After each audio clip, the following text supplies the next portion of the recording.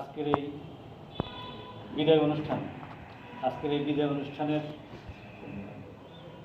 স্নেহভাজন সভাপতি সঞ্চালক ওমর ফারুক, মঞ্চে উপবিষ্ট সরকারি মাদ্রাসা আলিয়া ঢাকা সুযোগ্য ভারপ্রাপ্ত অধ্যক্ষ মহোদয় প্রফেসর মোহাম্মদ আশরাফুল কবির এবং উপস্থিত আমার প্রিয় শিক্ষার্থীবৃন্দ,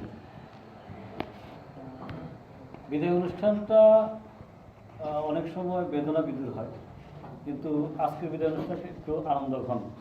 কারণ হচ্ছে আসলে তোমরা এখানে সবাই ছাত্র ছিল, সবাই একসাথে এরকম করে একসাথে পালনে আনে, কথা সত্য। কারণ ক্লাসে কম আসা হয়েছে, ঠিক না? তো এইখানে এখন যেটা হচ্ছে, আমি কিন্তু খাওয়া দাওয়া করে আসছি, তো আমি মিষ্টি মিষ্টি কথা বলতে পারবো, ঠিক আছে, কিন্তু তোমাদের কাছে তিতা লাগবে, কারণ তোমরা এখনো খাও না, ঠিক আছে? এটা হচ্ছে প্রথম বিষয়। তো আমি জানি মনে মনে সবাই দোয়া করতেছে যে সাজাতে সংক্ষিপ্ত বক্তব্য তোমাদের সেই আশা ইনশাআল্লাহ পূর্ণ হবে। আমি অল্প কিছু কথা বলবো, বেশি কথা বলবো না। তার সাথে আমি আমার একটা স্বপ্নের বর্ণনা করবো, ঠিক আছে? আমি কথা তো বেশি বলতেও পারি না, আর তোমাদের সামনে কথা বলতে আমার ভয় লাগে, কারণ আমি জানি তোমরা যখন ওয়াজের মাঠে যাও কিংবা বিভিন্ন জায়গায় ময়দানে যাও, তোমরা এত সুন্দর করে কথা বলো। তো যখন আমার ছাত্রদের সামনে ওই হলে যখন যাই কথা বলি, তখন আমি চিন্তা করি যে কার সামনে কথা বলতে, এরা তো আমার থেকে এই ব্যাপারে অনেক অনেক অনেক বড় মানুষ। তোমাদের যে কথা বলার ধরন, যে কথা বলার স্টাইল খুব চমৎকার, ঠিক আছে? তা আমি তোমাদেরকে আজকে যে জিনিসটা বলবো সেটা হচ্ছে, এই জগৎটা হচ্ছে যে বর্তমান যে পৃথিবীতে কানেক্টিভিটির পৃথিবী। তোমাদের যে আজকে যে ওখানে যে তোমাদের কথাটা লেখা আছে তোমাদের ইয়েতে, যে বিদায় মানে আলাদা হওয়া না, নতুন পথের যাত্রা, এটা বাস্তব। তার সাথে আরেকটা কথা, আলাদাও হওয়া, কিন্তু এই আলাদা হওয়ার মধ্যে একটা কল্যাণ আছে।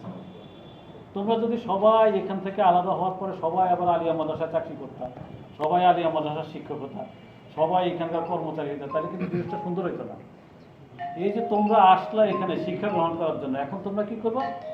সেবা দেওয়ার জন্য ছড়িয়ে পড়বা। বেসিক্যালি বিষয়টা হচ্ছে এরকম।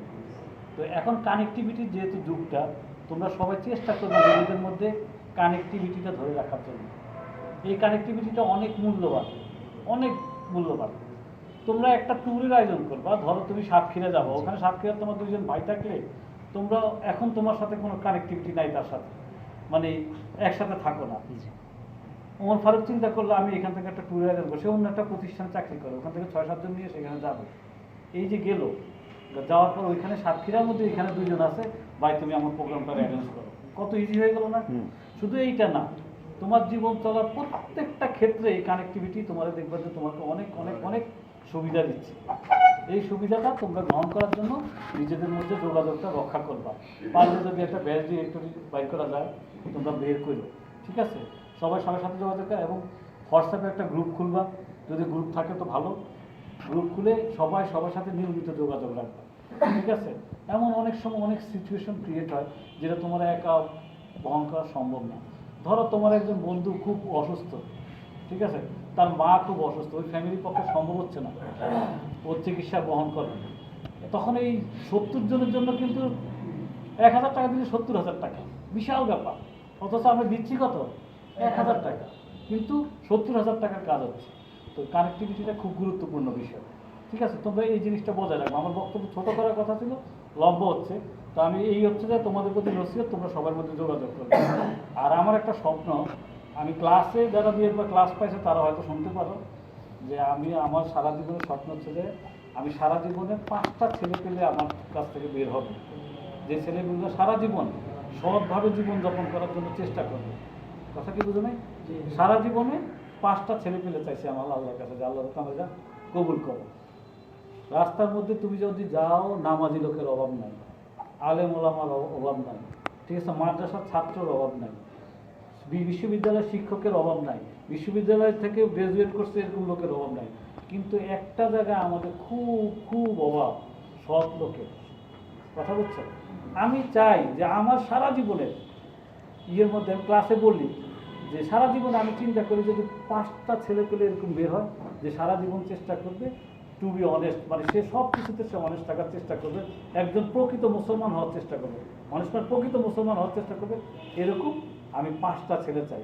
আমি চাই তোমরা এখানে মনে মনে, তোমরা এখানে যে 68 জন অথবা 70 জন উপস্থিত আছো, তোমরা মনে মনে আজকে এখান থেকে নিয়ত করো যে আমরা আমাদের জীবনে প্রতিটি কর্মক্ষেত্রে আমরা সৎ হব। তাহলে তোমাদের এই যে একসাথে চলা আজকের এই নসিহত, এটা কিছুটা হলেও একটা ফল আসবে। তা আমি আর লম্বা করবো না, স্যার আছেন, স্যার মূল্যবান কথা বলবেন, ঠিক আছে? তোমরা সবাই আমার জন্য দোয়া করবা, আর আমি দোয়া করি তোমাদের ভবিষ্যৎ জীবন যাতে আরও উত্তরোত্তর সমৃদ্ধ এবং কি উন্নতি আসে, এবং তোমরা দুনিয়া এবং আখেরাতে, ঠিক আছে, সফল ব্যক্তিত্বে পরিণত হও। আসসালামু আলাইকুম। ওয়ালাইকুম আসসালাম। জাযাকাল্লাহু আহসানাল জাযা ওয়া আহসানাল জাযা।